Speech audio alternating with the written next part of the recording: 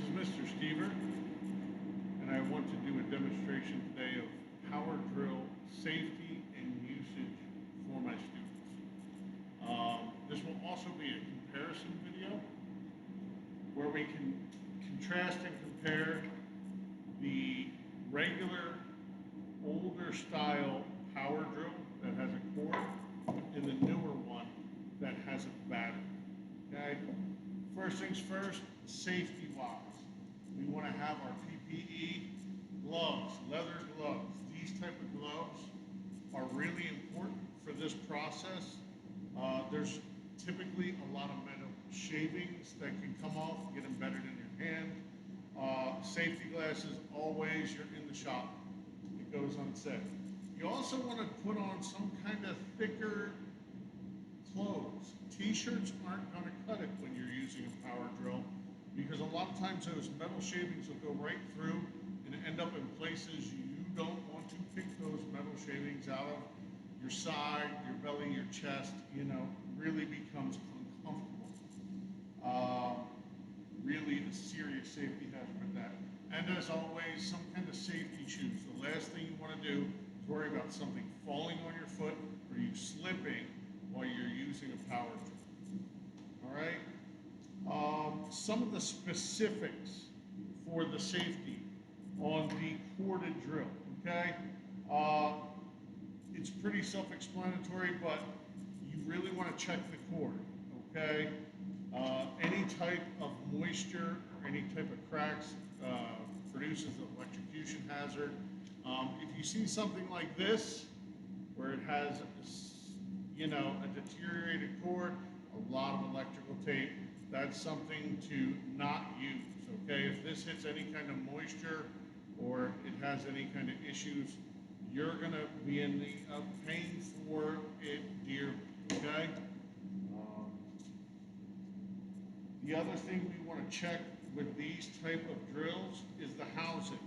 It's a robust drill, but even the housing can split. Make sure the trigger is in there nice and tight. You also want to check the chuck for make sure it's nice and tight and operates properly, and make sure there's no damage to the truck area, okay? This is a really important area. If it's damaged, you're probably going to have some issues, okay? The other thing is, for the cordless drill, we have a battery here, okay? So you definitely want to make sure the integrity of the battery is good. This could be an electrocution hazard, because it'll also be an issue otherwise, okay? When you put the battery in, you want to make sure the battery fits nice and tight, solid. There's no problems here. It's not loose, it's not falling off. Those are things you don't want to have happen while you're drilling something.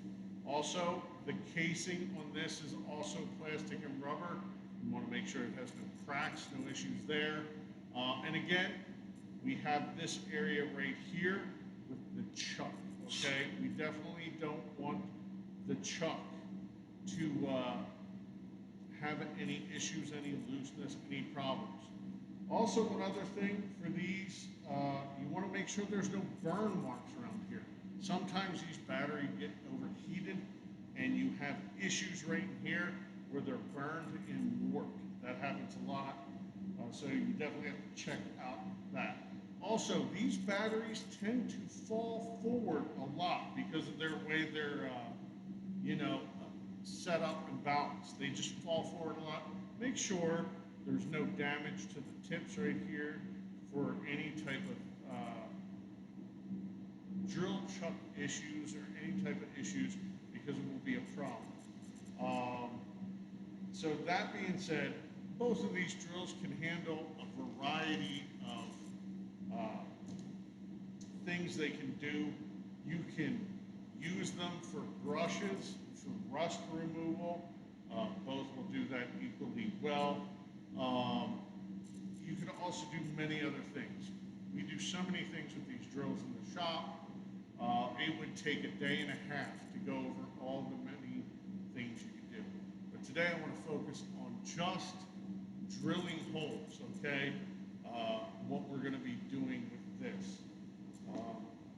So the step one of the description of the process, I want you to analyze what type of work are you going to be doing? What are we going to be doing today? Any piece of metal in this shop, we're going to be going into working sheet metal next, and any type of metal can have a variety of things that you can do.